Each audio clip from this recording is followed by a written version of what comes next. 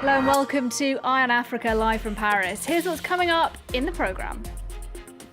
Morocco normalises relations with Israel as the United States, in turn, pledges to recognise Rabat's sovereignty over the Western Sahara, a move not endorsed by the United Nations. We'll look back at the history of the conflict in the region. A landmark victory for rape survivors in Kenya. The High Court there awarding compensation to 4 women assaulted after the 2007 election. It is the first time judges have officially recognised post-election sexual violence. And making clothes for those who fled with nothing. We meet a tailor who set up shop on the Sudanese-Ethiopian border, helping those who've recently fled the conflict in Tigray. And we start the programme then in Morocco, which today has become the 4th country in the Arab world to normalise relations with Israel this year. And like the previous agreements, it was the Trump administration that brokered the deal. President Trump tweeting today that it was an historic agreement and a massive breakthrough for the region. Well, the deal, of course, a victory for Israel, but it is also a significant geopolitical win for Morocco. Now, as part of the agreement, Trump pledged that the United States would recognise Moroccan sovereignty over the Western Sahara, territory it's claimed for over 30 years. Rebels, though, in the area have rejected Morocco's rule. They would like to see an independent state established there. With a closer look at the history of the tensions in the Western Sahara, here's Marius Sophos. A former Spanish colony, Western Sahara was annexed by Morocco in 1975. The move was met with fierce resistance from the Polisario Front, a local armed group that called for the region's independence. Clashes between the two sides saw Rabat build a massive defensive wall in the 1980s, effectively dividing the region. A UN-brokered truce backed by peacekeeping mission MINURSO came into effect in 1991. The United Nations also called for a referendum on the territory's future. The idea was rejected by Morocco, which offered instead to grant autonomy to the region while keeping it under its control. Negotiations then stalled, with Rabat repeatedly accusing the UN of being pro-Polisario. Tensions grew in late 2016 when the Polisario Front accused Morocco of violating the truce by building a road that stretched beyond its defensive wall. For several months, troops from both sides were amassed around the contested zone of Guerguerat. Rabat eventually agreed to withdraw its troops in February 2017 after being urged to do so by United Nations Secretary-General Antonio Guterres. In October 2020, the UN Security Council extended the mandate of the MINURSO peacekeeping mission for another year. The Polisario Front criticised the decision, calling it unacceptable. In response, the group said it would reconsider its engagement in the UN-led political process, threatening to withdraw from the 1991 ceasefire agreement if any Moroccan civilian or military personnel enters the buffer zone. Then, in November 2020, Rabat accused the Polisario Front of blocking a road connecting Morocco with Mauritania and launched a military operation to clear the route. To Ghana now, where the ruling party is just ahead in parliamentary elections. President Nana Akufo-Addo's party retained 137 seats, while the opposition won 136. One seat is yet to be called. In his last term, Akufo-Addo had a clear majority in the parliament, and these results may make it harder for him to govern.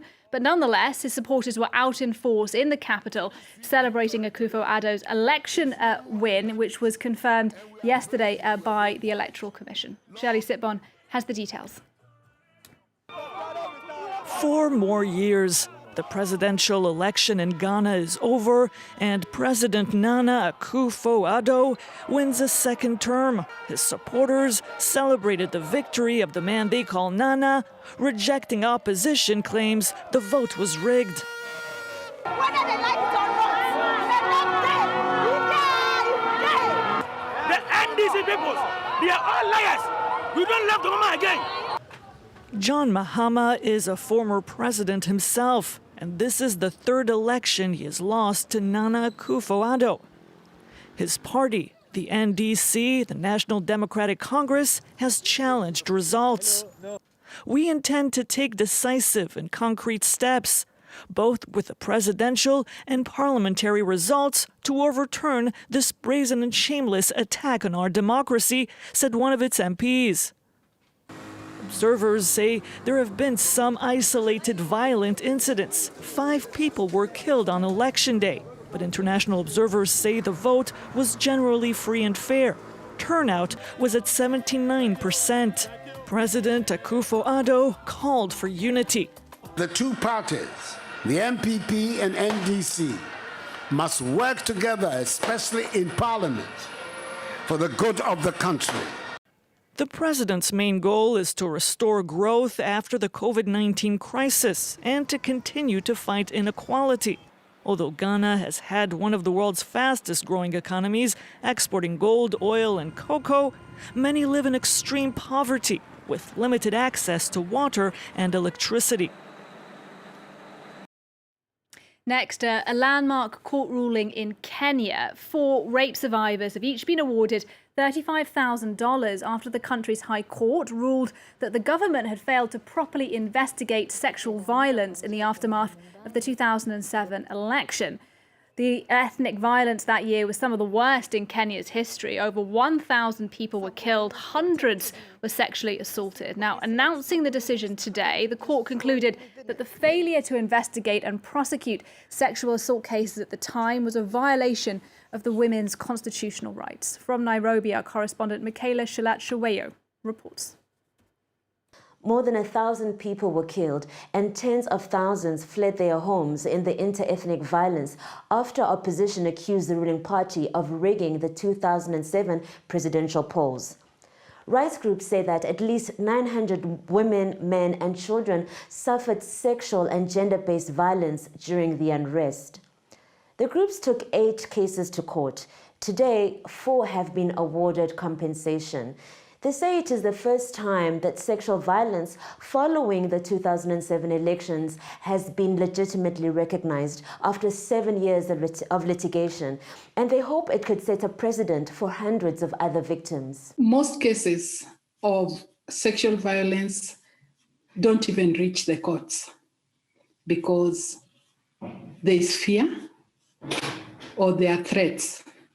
So for me, I'm viewing this case that it was courageous of these women. They were brave to have taken their case to court. The current president, Uhuru Kenyatta, and his deputy, William Ruto, face charges at the International Criminal Court for fueling the violence. However, both cases were later dropped.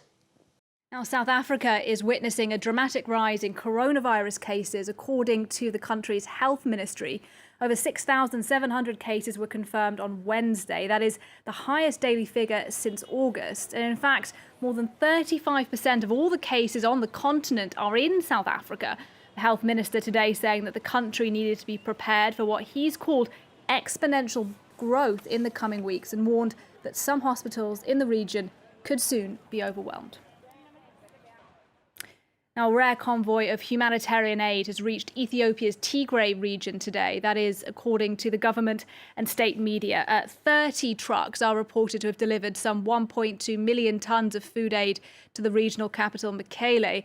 However, the United Nations says that despite a deal reached with the government last week, they are largely unable to access the region and deliver aid. Well, as a result of the fighting in Tigray, nearly 50,000 people have been forced over the border into Sudan in the past month.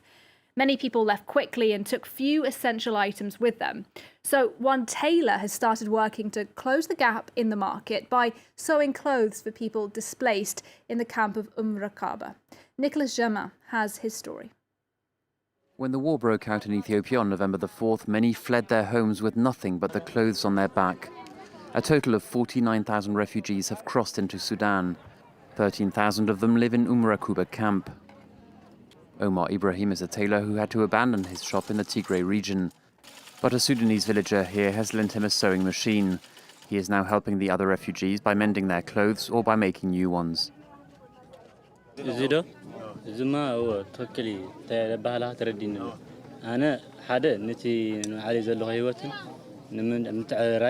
ምንም እስከ ሐጂ ምንም حاجه ዘርኾነ ነገር የለም ተሰሙ ገርና ሆነ መጽ ካው በው መሰረቱን ተህዝቡን ተዘሎ ናይ ህዝቢ ብስነ ስርዓት ወረፈና ተቀበልኩ በትዝግባው መሰረት ላስተያየት ለተስማዕ ማዓኹም ህዝቢ ተዘወሉኒ ተርሐለም ነው።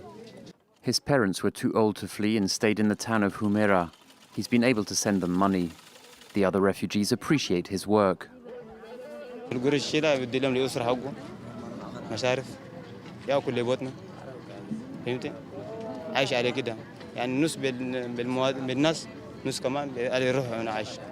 Last month, Ethiopian Prime Minister Abiy Ahmed launched a military offensive against the TPLF, the Tigray region's ruling party.